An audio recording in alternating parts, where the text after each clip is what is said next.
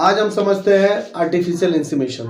तो आर्टिफिशियल इंसीमेशन के लिए सबसे पहले हमको करना होगा सीमेन कलेक्ट। ठीक है, तो जो सीमेन कलेक्ट करेंगे तो यहाँ पे हमारे पास क्या हो जाएगा कि अलग अलग तरह के ब्रीड होंगे। ठीक है, एक्सोटिक ब्रीड होंगे या इंडिजिनस ब्रीड होंगे। ठीक है, और उसके बाद क्या करेंगे, तो ये जो ड्यूरेशन है, ठीक है, तो ये क्या है कि ये अलग, क्योंकि अब इसको प्रिजर्व करना पड़ेगा, क्योंकि प्रिजर्व नहीं करेंगे तो क्या है, इसका जो है ये खराब हो जाएगा। तो अब इस प्रिजर्व करने के लिए हम 2-3 मेथड इस्तेमाल करते हैं।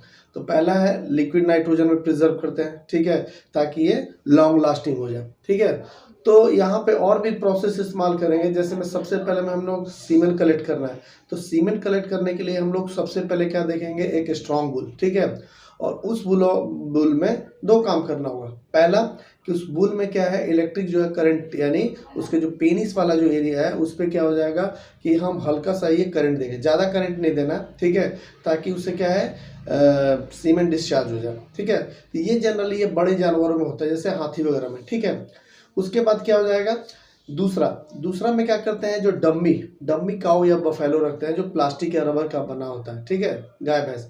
ठीक है, तो ये क्या है, जब स्ट्रेस साइकिल होता है या जो हीट पीरियड होता है, ठीक है, तो इनका जो क्या नाम है कि ओवल्यूशन होगा। ठीक है, तो ओवल्यूशन के समय क्या हो जाएगा, इनका जो वेजाइना हो गया तो वहाँ पे क्या हो जाएगा, उसके बॉडी के पास क्या हो जाएगा, हम कलेक्शन कॉन्डम रख देते हैं। ठीक है, तो अब इससे क्या होता है कि जो ये कैविटी क्या हो जाएगा, जब सीमेन है वो क्या हो जाएगा, उसके अंदर वो स्टोर हो जाएगा। ठीक है, फिर नेक्स्ट आते हैं कि जनरली जो क्रोमोसोम होते हैं XX, तो XX क्रोमोसोम जो फीमेल के लिए होते हैं और जो XY होता है वो मेल के लिए। ठीक है, तो ये इंडस्ट्री क्या कहती है कि भाई हमें मेल की आवश्यकता नहीं है। ठीक है, हमें क्या है तो नहीं है। तो अब इसके लिए क्या करेंगे, हम जो X और Y जो क्रोमोसोम है इसको क्या है, ये अलग अलग है। तो यहाँ पे जो XX क्रोमोसोम होगा फीमेल का, ठीक है, और XY क्या होगा, मेल का।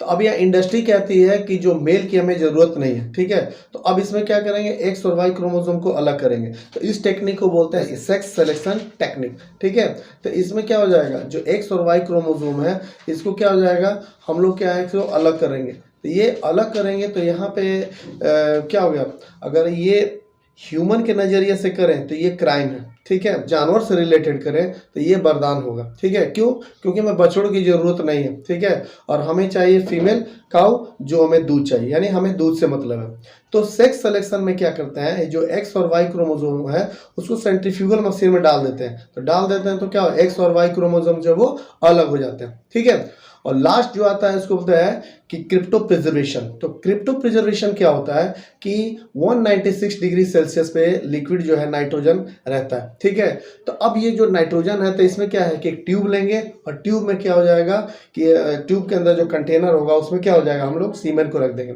और सीमेन को रख के, ठीक है, उस पर लिख देंगे कि पार्टिकुलर डेट कौन सा है, टाइम कौन सा है, स्पर्म कितने स्पर्म एक्टिव है, ये सारा रख के पैक करके सील लगा के वहाँ पे वो बाहर से रख देंगे। और बाहर से रख देंगे और क्या हो जाएगा, अंदर रख देंगे और बाहर में क्या हो गया, कंटेनर है। ये कंटेनर क्या है, लिक्विड का। तो यही जो क्या हो जाएगा रखे, तो ये प्रिजर्व हो गया।